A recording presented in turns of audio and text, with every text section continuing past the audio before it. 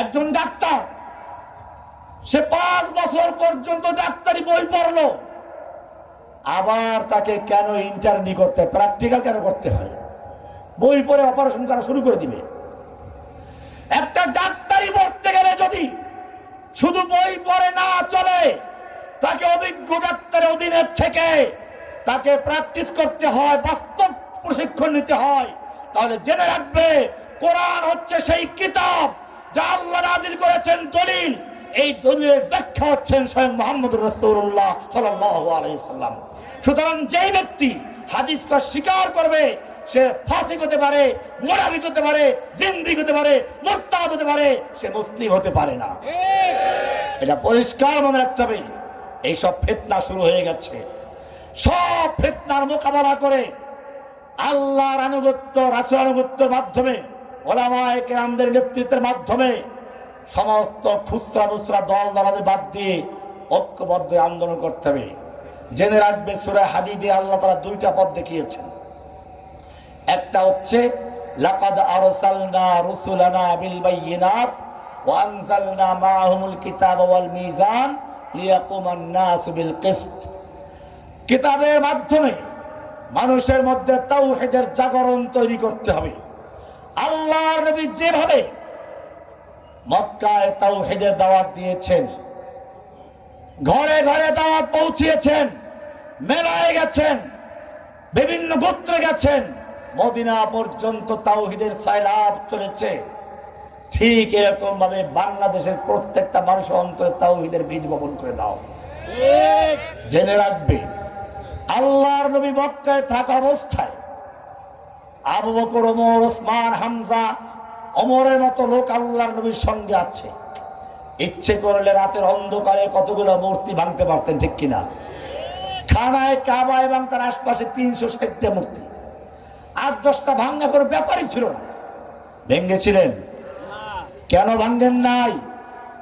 ও যুবক, তুমি হয়তো বলবে সাহাবীদের ঈমান দুর্বল ছিল না। বলতে পারো, বলে ফেলে অনেকে যে আলেমদের ঈমান দুর্বল, এদের তারা হবে না। রহমানিও জেলখানা থেকে বেরোয় দুর্বল হয়ে গেছে। ও যুবক, ভালো করে বুঝো, আল্লাহর নবীর ঈমান দুর্বল ছিল না, সাহাবায়ে কেরামদের ঈমান দুর্বল ছিল না। এমন সন্দেহ যদি করো, তোর নিজের ঈমান থাকবে না। মনে রাখতে হবে, আল্লাহর নবী দেখলেন, আমি যদি এখন মক্কায় 2-4টা মূর্তি ভাঙি, আমার কোনো লাভ নেই। আজকে ভাঙবো, কালকে আরো শক্ত করে বানাবে। সেজন্য আমার কাজ হচ্ছে এই ইটের পাথরের মূর্তি নয়, মানুষের অন্তরে তাওহীদের বীজ বপন করে মূর্তির বিরুদ্ধে এমন ঘৃণা তৈরি করতে হবে যেন আমার আর ভাঙ্গা না লাগে। ওই ছাত্ররা যেরকম ভাবে একদিনে সারা বাংলাদেশের রাস্তার মোড়ে মোড়ে ঘরে ঘরে যত মূর্তি ছিল, একদিনে সব সাফাই করে ফেলেছে। এটাই ইসলামের শিক্ষা। উলাইকা কাতাবা ফি কুলুবিহিমুল ঈমান। আল্লাহর নবী, আল্লাহ তাআলা বলতেন, সাহাবায়ে কেরামদের ঈমান, কলবের মধ্যে ঈমানের বীজ রোপণ করেছিলেন। তোমাদের কাজ হচ্ছে প্রত্যেকটা মানুষকে তাওহীদের দাওয়াত দাও। স্কুলে, কলেজে, গার্মেন্টসে, দোকানে, সব জায়গায় একটা বিপ্লব তৈরি করো, তাওহীদের বিপ্লব। এরপরে 2 নম্বরে কাজ হবে, এই ছাত্ররা যেরকম ভাবে একটা অভ্যুত্থান তৈরি করেছে, তোমাদেরকে একটা গণ অভ্যুত্থানের দিকে যেতে হবে। জেনে রাখবে, বিভিন্ন কারণে, ভৌগোলিক কারণে হোক, যে কোনো কারণে হোক, আমাদের খুচরা খুচরা কোনো কিছু করে ইসলাম কায়েম করা সম্ভব এখানে নয়। আল্লাহ সাহায্য করবেন, কিন্তু শর্ত আছে। আল্লাহই বলেছেন, ওয়াইদু লাহুম মাসতাতাতুম মিন কুওয়া। তোমরা ওদের মোকাবেলা করার জন্য শক্তি অর্জন করো, শক্তি। আমির রিবাতিল খাইল, ঘোড়া প্রস্তুত রাখো। তুরহিবুনা বিহি আদুওয়াল্লাহি ওয়া আদুওয়াকুম, যার মাধ্যমে তোমরা তোমাদের শত্রু এবং আল্লাহর শত্রুদের কলিজার মধ্যে ভয় এবং ত্রাসের সৃষ্টি করবে। কে বলেছেন? ওদের কলিজার মধ্যে ভয় ঢুকাতে হবে, করেছেন? তুরহিবুনা বিহি আদুওয়াল্লাহি আদুওয়াকুম। আজ মনে রাখতে হবে, একজন মুমিন মানে পাকা মুমিন, পাকা সন্ত্রাসী। কে বলেছেন? তবে সন্ত্রাসী মানে ওদের অর্থে না। আল্লাহ কোরআনে পরিষ্কার বলেছেন, ওয়াইদু লাহুম মাসতাতাতুম মিন কুওয়া, শক্তি অর্জন করো। আর এক আয়াতে বলেছেন, ওয়ালাউ আরাদুল খুরুজা, যদি ওরা সত্যিকার অর্থে আল্লাহর দ্বীনের জন্য, আল্লাহর রাস্তায় যুদ্ধ করার জন্য বের হওয়ার ইচ্ছা থাকতো, লা আ'আদ্দু লাহু উদ্দা, তাহলে অবশ্যই তারা প্রস্তুতি গ্রহণ করত। কাজে মনে রাখতে হবে, হিন্দুরা ইসকন সদস্য হয়ে ওরা যুদ্ধের প্রশিক্ষণ নিচ্ছে, তাতে কোনো বাধা নেই। আর যদি দেশের তাওহীদি জনতা একটু ব্যায়াম করে, তাহলেও নাকি জঙ্গি হয়ে যায়। আমি তোমাদের পরিষ্কার বলি, প্রশিক্ষণ নেওয়ার হুকুম করেছেন কে? যদি সত্যিকার অর্থে আল্লাহর দ্বীনের জন্য কাজ করতে চাও, দ্বীনকে বিজয়ী করতে চাও, রাসূলের তরিকায় আল্লাহর জমিনে আল্লাহর দ্বীনকে বিজয়ী করতে চাও, আল্লাহর নির্দেশ মেনে প্রস্তুতি গ্রহণ করো, শক্তি অর্জন করো।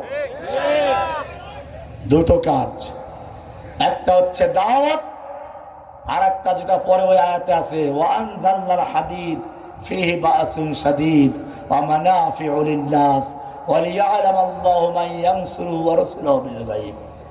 আয়াতটা সূরা হাদিদের দেখে নিও। অনেক কথা হয়ে গেছে, আলোচ্য বিষয় ছিল মূল একটা হাদিসকে কেন্দ্র করে। বর্তমান বিশ্বে মুসলিমদের অবস্থা, সব জায়গায় মার খাচ্ছে। কেন মার খাচ্ছে? যে ইহুদিরা ওমর বিন খাত্তাবের যুগে যখন বহিষ্কার করা হয় খয়বর থেকে, ওমরের দরবারে হাত জোড় করে প্রার্থনা করছে, ওমর তুমি কেন আমাদের বহিষ্কার করছো? আমরা তোমাদের কৃষি কাজ করি, খেজুরি বাগানে কাজ করি, তোমাদের নবী তো আমাদের এই কাজ দিয়ে গেছেন, আমাদের বহিষ্কার করছে কেন? আমরা তোমাদের কাজ করি, কৃষি কাজ করি, গোলামি করি, শ্রমিকের কাজ করি, ফসল যাওয়ার অর্ধেক নেই, কেন বহিষ্কার করছো? ওমর বিন খাত্তাব কি বলেছিলেন? আল্লাহ দুশমন। সেদিন আল্লাহর নবী যা বলেছিলেন আমার অক্ষরে অক্ষরে মনে আছে। আল্লাহর নবী সেদিন বলেছিলেন, আমি তোমাদেরকে খয়বরে ঠিক সে পর্যন্ত থাকতে দিব যে পর্যন্ত আল্লাহর মঞ্জুর করেন। এরপরে তিনি বলেছিলেন, সেদিন বেশি দূর নয়, যেদিন তোদেরকে খয়বর থেকে উৎখাত করা হবে, বহিষ্কার করা হবে, এবং তোদেরকে এত দূরে যেতে হবে, যেতে যেতে তোদের উটগুলো ক্লান্ত হয়ে যাবে। আজকে সেদিন এসেছে, কোথায় পালাবি পালা, খয়বরে থাকার কোনো জায়গা তোদের হবে না। সেই হিন্দুরা, সেই ইহুদিরা আজকে মুসলমানদের অত্যাচার করছে, হত্যা করছে, আক্রমণে বাড়িঘর বিধ্বস্ত করছে। এত বড় সাহস আসলো থেকে? আমাদের বুঝতে হবে আমাদের সম্পর্ককার সাথে সেইখানে দুর্বল হয়ে গেছে, হাত ছুটে গেছে। আমরা কুফফারদের আদর্শে বিশ্বাস করি, ওদের কাছে সম্মান মর্যাদা চাই। আল্লাহ বলছেন, আয়াবতাগুনা ইনদাহুল ইজ্জা ফাইনাল ইজ্জাতা লিল্লাহি জামিআ, ইজ্জত সম্মানের মালিক কে? আল্লাহ।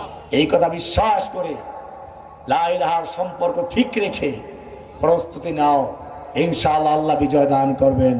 ওয়া আখিরু দাওয়ানা আলহামদুলিল্লাহ। সকলে বসুন। এই যে একটা বদ অভ্যাস, আলেমরা মঞ্চে বসা থাকে, উঠে দৌড় দেয়।